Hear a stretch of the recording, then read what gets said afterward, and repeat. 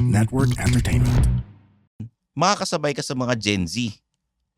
Actually, alam mo, maganda yung sinabi mo. Kasi dun sa Upwork, for example, meron kaming Upwork Research Institute na nagsasabi na 30% of Upwork users are Gen Z. Diba? So nakafocus, yung mga campaigns namin yun, nakafocus sa Gen Z. Not because na they're young, but it's because of the things that they know.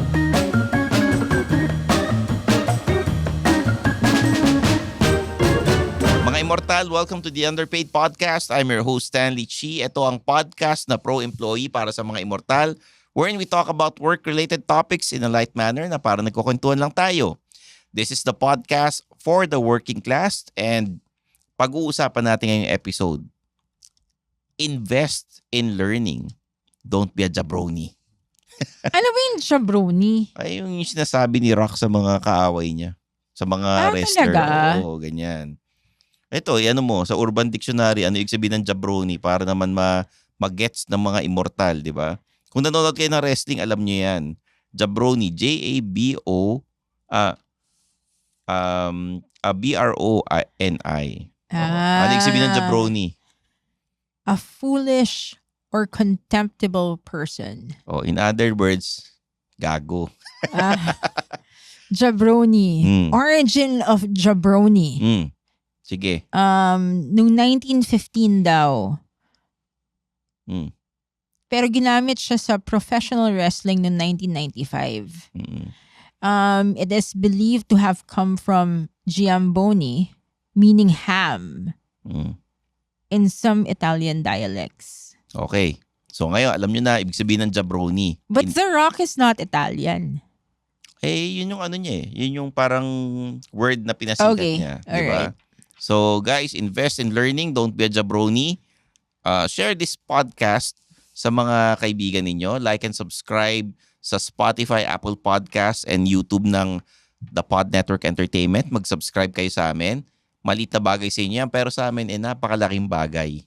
Okay? Kasi alam niyo naman, kailangan namin kumita. Diba? Share the podcast, rate the podcast, leave a comment. Mag-comment kayo dun sa poll question natin. Every time na lumalabas yung episode, siguro after a couple of hours, nandun na yung poll question. Nice. Kasi, nakokontrol ko na, nakikita ko na sa Nakontrol mo talaga. Na natatanong ko na yung mga gusto ko itanong. Yun. Ano ba yung mga gusto mong tanong? Halimbawa, sa episode na to, pwede ko ilagay, are you a jabroni? Tama. Yes, no. Tapos kung hindi, kung bakit, kailangan i-explain mo kung bakit. Tama. Yeah. Oo. Meron kaming social media accounts. Ako at Stanley Chi on social media sa Facebook, Instagram, sa TikTok at _Stanley Chi. Tapos meron din man Instagram and YouTube. Tsaka please follow Suplado Motors sa Facebook, TikTok, Instagram, YouTube. Zar? So, punta kayo sa LinkedIn. Makipag-connect kayo sa LinkedIn. Actually, may kita nyo yung activity ko sa LinkedIn pag pumunta kayo dun sa profile ko. So, may kita nyo kung meron akong mga sinuport na jobs. Kasi minsan may mga openings. So, nag-click ako ng support. Or overall, pag may celebrations, gano'n may kita. Tsaka may mga post ako dun about Upwork. Okay. Mag-connect rin kayo sa LinkedIn ko. Tsaka, kung mga gusto nyo mag-career coach. May LinkedIn ka? Oo naman. Ano nakalagay? Stanley Chi. Anong nakalagay doon sa job title mo? Host. Host. Oo. Akala ko Naughty Boy Next Door. Hindi, dun sa parang status. Ano? Humor, wit, and sex appeal. So may nag-reach out ba sa'yo sa LinkedIn? Meron.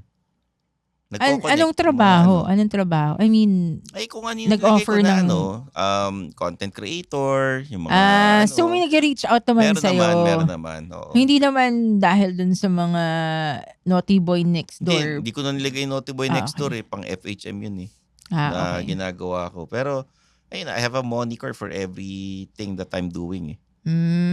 So sa LinkedIn medyo professional. Well, humor, wit, and sex appeal. Ewan ko kung professional sa kanila yun, no? Pero mga Immortal, join the Discord group and the Facebook group. mag-discuss kayo ng mga episodes doon and kung ano man ang natutunan ninyo. At yun, masaya sa Discord. Okay? So, Zar, eto, how would you invest in learning? Ikaw muna, tatanungin kita. Ay, madami akong ginagawang Dahil ikaw, learning stuff ngayon. recently, meron kang CRSP. Oo. Gusto mong pinag-uusapan naman natin, invest, di ba? So, malamang binayaran ko tong mga to. Siyempre, kung yari nag-masteral ka, magbabayad ka rin. Oo. Magdo-doctorate Oh, ka, sige. magbabayad ka rin. O, Diba? compute mo. Bilis, labas mo yung calculator, yung mga learning, yung mga workshops na inattendan ko since January this year. O, sige. Ano yun? Sige, dali Magkano? lang. Okay, unahin natin doon sa CRSP. O, magkano? 25,000. Mm. And then meron akong pending na certified internet recruiter O, na magkano? yung certification, hindi ko pa tapos, 55,000. Okay. May drone workshop ako. Mm. 5,900 yata. Or 5,000. So, yung 5,000 na lang. 5,900. Kung matanggap ako dito sa scholarship na to, Mm. yung 'di ba nag-take ako ng assessment for something, wala akong babayaran doon. Oo. Learning din 'yon kasi I would learn how to be a developer. Yan. Yan, Ano or engineer or saan lupa ang magandang bilhin, gano'n. and then, diba? O. tech 'yon, tech. Tech. Sasabihin ko na lang pag nakapasa ako, share ko. O, so Pero magkano ngayon, gagastos mo rito? wala. Wala. Scholarship siya eh. So total, 85,900 pesos. 85,000. Ito, invest in learning. Ako, I recently attended a hosting workshop, 'di ba? Nung I think March or after Holy Week yata or Oo. before Holy Week. I attended the hosting workshop kasi kailangan continuous learning eh. Kahit naman sabihin mong, matagal ka na nag-host, nasa TV ka, nasa YouTube ka, Phil Coche, One News, One PH, 'di ba? Or nasa Radyo 5, Oo. I still attend yung mga ganyan for yung mga refresher course. Mm-mm. Kasi iba na yung iba na yung event hosting din ngayon. Oo. Or Ah, upskill yun eh. Upskill oo. talaga eh. Yung iba kasi, kailangan member ka ng wedding Supplier Association of the Philippines para at least meron kang contacts. Yung iba Oo. naman, nag-attend ng mga wedding fair, bridal Mm. fair, mga ganyan. Para at least makakuha ng mga kliyente. Ako kasi, ang ginagawa ko, I just post on social media. Pero may pinapagawa akong website para sa mga taong gustong naghahanap ng host para sa kanilang kasal, debut, events. 'Di ba? Sabi ko nga, KBL, kasal, binyag, libing, pinapatos ko, 'di ba? Yung mga gustong kumuha sa akin, at least doon tayo mag-uusap. Kasi merong mga kumukuha sa akin, mini-message ako sa Instagram. Tapos doon kami nagtatawaran. And then, mag-i-email kami. May mga kontrata. Tapos sa Viber na. Oo. And then, kamitin ko na yung mga wedding coordinators. So, ganun. Kailangan ko malaman yung standard rate ngayon. Kung how do they do it na ba? Baka may nagbago, di ba? Baka may mga bagong ibang sistema ng ginagawa ngayon. Kailangan may OR kayo and all, di ba? Sa'yo, ganun din. Yeah. Lalo na't online ka. Actually, dun sa yung mga Suplado Motors natin, yung mga partnerships and collaborations natin, di ba meron tayong Suplado Motors, meron tayong itong Underpaid Podcast. Nag-take rin ako ng mga yung mga online tutorials about video editing for the smartphone. Tapos, personally, meron akong project, magbibenta ako ng digital products. So, nag-take ako ng mga Etsy lessons. So, may mga ginagawa akong ganun. And it doesn't cost much. Ito, mga 1,000 plus. Mura lang. There are other tutorials that I took as well na libre. So, kinukuha ko rin yung mga libreng tutorials. Like, meron akong certification for technical recruiter. Libre lang yun eh, sa DevSkiller. So, wala akong ginastos doon. So, may mga ganon. Maraming mga tutorials, maraming mga certifications na libre. Hindi mo kailangan talaga gumastos. Hindi mo kailangan gumastos na katulad ng ginastos ko na 80+. Although yung mga certifications ko, medyo instructor-led. Tapos, rin siya, meron ka talagang badge. Tapos yun nga, may CRSP, di ba?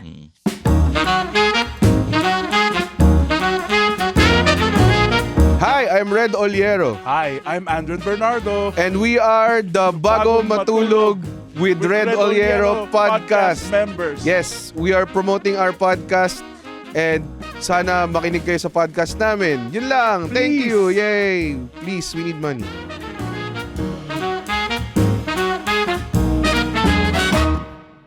May mga iba kasi, natututunan naman sa YouTube yung iba. Di ba? Yeah. Libre naman yan. Kaya lang may mga ibang tao, kanya-kanya tayo ng style ng pag-aaral. Yung iba gusto talaga nila, nag-attend ng klase. Naka-Zoom, di ba? Nung pandemic, I attended yung mga isa nasa academy, nag-attend ako noon. Ay, oo, Diba? tama. Talagang nag-upskill ako ng At learning saka naging nasa academy scholar ako ka. nun, di ba? Na 6 months, di ba? Oo. Oo. So marami akong natutunan nung pandemic and it really changed how I work right now. Na dati, hindi ako marunong mag-edit. Ngayon, sa telepono, galing nang mag-edit ng sa CapCut. Magaling ka na? Oo, mabilis na ako mag-edit sa Ayos. CapCut. Oo, natutunan ko yun. Oo. And then yung mga style, kunyari, writing skills, yung Oo. hosting skills, nag-aral ako online. Ako halos lahat yata ng photography photography classes sa PCCI. Mm. Yung photography and videography school, tinake ko na. Ang maganda sa PCCI, pag mag-take ka ng isang class, like for example, basic photography, pwede ka mag-refresher. Unlimited. Okay. Hanggang nandun pa yung school. So, nag-take ako ng portraits. So, marunong ako mag-portraits. Marunong ako mag-flash photography. Kasi ang teacher mo si Stanley Ong. Oh, ikaw nga yung model namin, di ba? di ba? Ang dami mong photos nun, ha? Sabi ko nga sabi ko sa mga klase mo, basta kailangan pogi ako sa picture ko, hindi ko gagamitin yan. Okay na may mga pictures ko sa'yo. Okay naman, pero hindi ko alam paano i-motivate yung mga ibang yung mga ibang classmate mo. Gusto ko sanang sabihin na hindi ko alam paano sabihin na baka guys, meron kayong better way of saying it in a nice way Wala akong pakialam kung anong camera gamit nyo, kung saan kayo nag-aral, tsaka kung anong awards na napanalunan nyo. Basta kailangan gwapo ko sa picture. In Kundi fairness hindi ko yan naman, gagamitin, maganda diba? naman yung photos mo. Oo, yun. Aba, may ganyan ka talaga, Stanley, no? Ayoko ng mga art na mga kung ano naman ang iniisip nyo. Gusto ko direct to the point na picture ko na pogi. Oo. Ganun. So, ano yung mga pros nung kunwari mag-upskill ka? Or mag-focus ka sa learning, mag-invest ka sa learning? Ang pros niyan, makakasabay ka sa mga Gen Z. Actually, alam mo, maganda yung sinabi mo. Kasi, dun sa Upwork, for example, meron kaming Upwork Research Institute na nagsasabi na 30% of Upwork users are Gen Z. Di ba? So, nakafocus, yung mga campaigns namin yun, nakafocus sa Gen Z. Not because na they're young, but it's because of the things that they know. Oo, tsaka may mga certain styles na silang ginagawa na hindi na applicable nung araw. For Oo. example, eto na lang, mga immortal, kaya ako sinasabi mag-upskill kayo. Dati, yung magaling mag-typewriter, kung hindi nag-aral mag-computer yan, hindi niyan nakukunin para magtrabaho ulit. So, kailangan mag-aral ka ulit ng Alam bagong mo, skill. yung nanay kong yabang sa typewriter dati, ang bilis daw niya mag-type ng The Quick Brown Fox. Oo, yun lang. Jumped over. So, Jump over the lazy dog. oo, the lazy Diba? Oo. dog. So, ang yabang-yabang, pero pinaharap ko sa computer, hindi makapag-type. Ayun. O, diba? So, outdated na. Nakaganon pa yan, no? The slow brown fox. Typed over the keyboard. Wala na. Ayun. So, tama ka doon. Tapos, yung in terms of career advancement, most probably, mabibigyan ka ng more opportunities kapag nag-upskill ka. Oo. You could also consider transitioning. Kasi ako, obviously, mukha akong nagta-transition sa ibang category. From recruiting to being a developer. Yan. Tech, Grabe. tech. Oo, akala ko talagang realty. Maging realtor ka na. Alam mo kung pwede lang di ba? Kung pwede lang. Kung pwede lang talaga. Okay. Sana mag-transition na rin tayo sa bago upuan, no? Kailan kaya yun? Alam nyo ba? Alam mo, funny, ang inuupuan namin ni Stanley ngayon, mga unan. Para anong tawag doon? Yung parang may kasi yung upuan nila, yung chairs sila Nasira kasi. nasira na. Si Stanley kasi. Pwede ba bang ipa-repair ito o tinatamad lang kayong ipa-repair? Pwede pa ipa-repair to, di ba? O kailangan lang siguro yung pupunta sa opisina tapos dun gagawin sa Oo. opisina, no? Pero pwede pa naman, no? So, ang cons naman sa pag-upskill, yung invest ng learning, syempre, financial. Yun ang number one. Kung kailangan mo Oo. magbayad. Okay, financial. Pero alam nyo, mga immortal, it's really not a con. Hindi siya disadvantage kasi babalik din yung ininvest ninyo sa sarili ninyo. Basta ba, ang i-take mong classes, applicable naman sa'yo. Oo. Baka naman mamaya, trip-trip lang, di ba? Mamaya, ang in-upskill mo, yung learning mo, pole dancing pala. Wala namang kinalaman sa trabaho mo. Wala lang masama doon. Wala namang masama ron. Kaya alam, paano yun makakatulong sa karir mo? Hindi naman.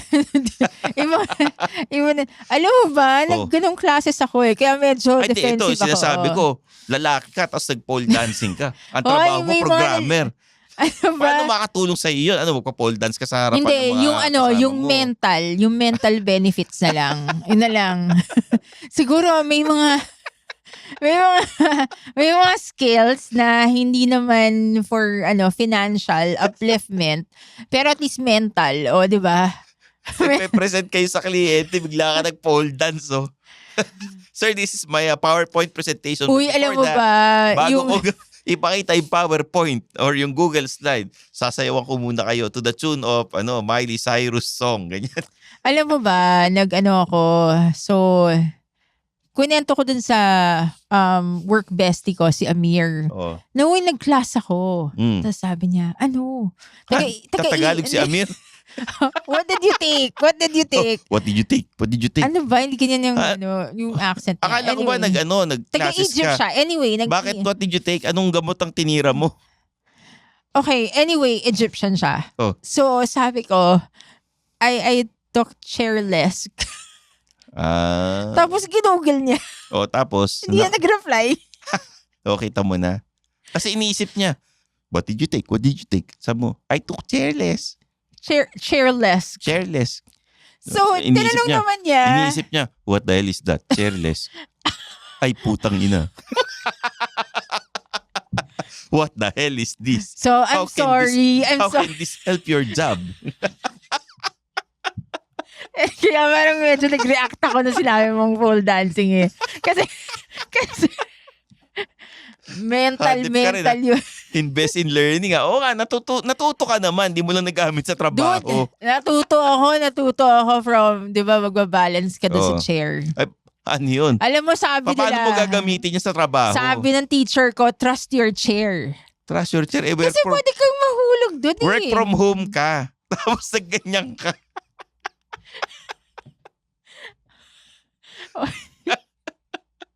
Doon alam ko pa nga yung kanta Ano? So, yung Dark Horse.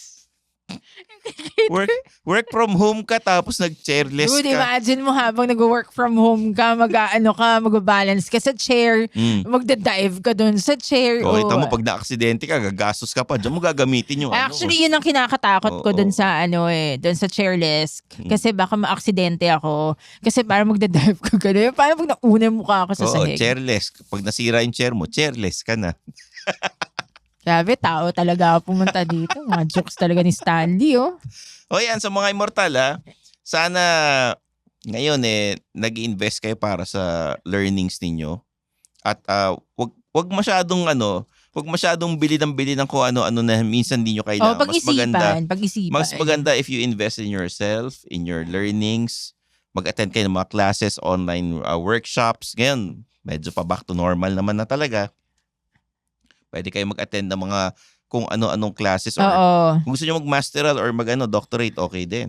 At saka may iba't ibang areas, hindi lahat financial. Kaya nga sabi ko nga, yung chairless, mental yun, mental growth yun. Lalawak ang mundo ninyo, marami kayong matututunan, may mga makikilala pa kayo na mga bagong kaibigan at kakilala. Pwede rin financial, di ba? Kasi mag-take ka ng mga finance courses. Or magpa-career coach kayo sa amin. Join our classes or mga speaking engagements. Mag-attend kayo sa amin pagka nag-organize kami. Yes. Para matuto kayo, di ba? Oo. Pero it comes with a price. Oh, ano yung price? Magbayad ka ng entrance, di ba? So anong tuturo mo? Ako, social media, marketing, Okay. mga ganon, di ba? Siyempre, kung ano yung, saan ako, ano yung pinag-aralan ko, ano yung experience ko, di ba? How to present in front of your clients. Alam mo, since palagi mo sinasabi na pogi ka, dapat grooming, ganon. Grooming. Oo, grooming. Grooming without the makeup kasi hindi ako marunong mag-makeup. Stanley Cheese Finishing School. Finishing school. Yung tuturuan mo rin sila mag-ayos, tuturuan mo sila ng mga table manners. Magbibigay kayo ng grooming tips from Stanley Chi. Magbigay ka nga ng isa. O syempre, wag kayong mag-aahit ng kilay ninyo. Bakit ka mag-aahit ng kilay? Lalo na kung lalaki ka. Bakit ka? May lalaki bang nag-ahit ng kilay? Meron. Sino, ikaw? Hindi. May mga nag-aahit-ahit ng kilay. Sino? Basta. Okay.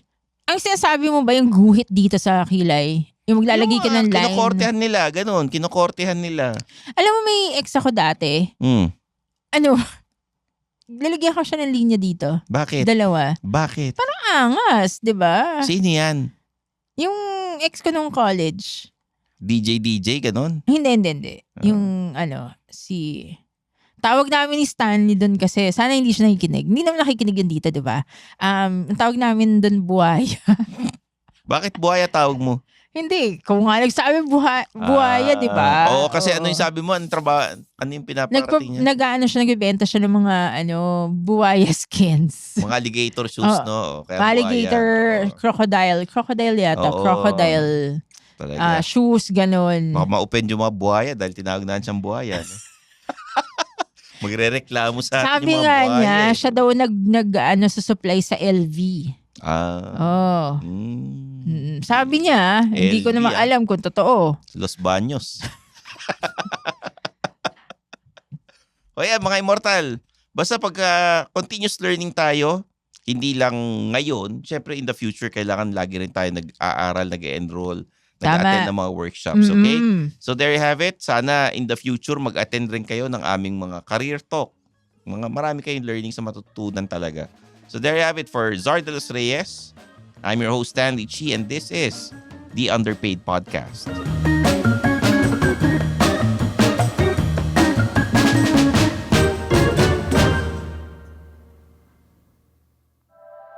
The opinions of podcast creators, hosts, and guests are not necessarily reflective of the official stance of the Pod Network Entertainment, its hosts, or other network programs. The content created by the people behind the podcast is personal and not meant to harm any religion, ethnicity, group, organization, company, or individual.